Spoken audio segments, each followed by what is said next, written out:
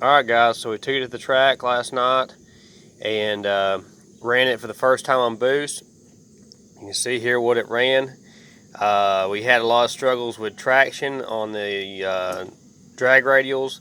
I have some 10-year-old used drag radials that I had on here, and so I had to, on this pass, I put it on the trans brake and I only hit 37% throttle and no boost when I left the starting line. Then I floored it.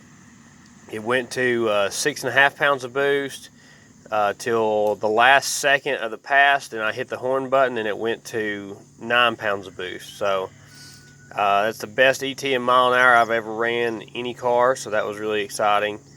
Had a lot of fun with it. Didn't have any issues aside from a fuse for the trans brake falling out of the fuse blocks, which made the car not work on the trans brake one pass. So that kind of wasted a pass there, but we tried leaving on all the trans brake, all the boost, all the RPM, and it just blew the tires off both times we tried that. We tried changing the air pressure in the tires, went from 18.5 psi down to 16. That didn't seem to fix it. So car drove great, went straight. It kind of hopped the tire off the ground just a little bit on one of the passes. My buddy Tommy took a video of. You can see it hop the tire. When I pedaled it, it actually barely hopped the tire, and I let off and pedaled it and got back in it, and it hopped the tire again. I didn't feel it in the car, but that's what the video he had showed. But anyway, so we did go 117 on a different pass where the car spun out of the hole. But the 60 foot was 156 was our best. You know, I think on a good, nice, new slick, it could do a lot better than that. Or we could actually leave on boost. Inlet air temperatures got up to 158 degrees at the end of the pass. That was the highest it got to.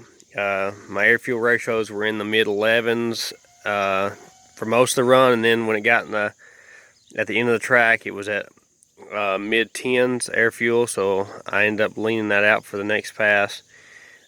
Shifted the car at 6,400 RPM, and then I went through the lights at 5,950 RPM, which means it had 13% converter slip, which that's probably because I'm only at 5,900 RPM though. If you rev the car out to like 6,500, 7,000, you would have less converter slip than that. So the converter's working good. I had 30% slip on the Maverick, so it was at 20 degrees of timing at the beginning of the pass when it, at full boost, 6.5 pounds, and then at the end of the track where the boost went up to 9 pounds, the timing went down to 17 degrees. On my best pass, my coolant temperature got up to 190 because I'd run it back to back about 4 times. I'm using 67% of my decap flex fuel injectors, which are supposed to be like 80 something pound injectors when you decap them. But had a great time. Car did good. It did about what I expected. It has the mile per hour to be 5-second capable car with that 116, 117 mile per hour. If I had a good 60 foot, if you had like a 1.4 or 1.3 60 foot time, the car would be in the 5s. So that's not bad. Ran on pump gas 93 octane, and that low boost, that's a good time. But anyway, I guess that's my only update for now. We're probably going to honestly going to put a higher gear in it, something that's more highway friendly and something that won't kill the tire so hard on the launch. Probably going to switch this 350 gear to probably a 300 or a 273 because I want to be able to drive it more to work and stuff, and right now I really don't like driving it down the interstate on that 350 gear.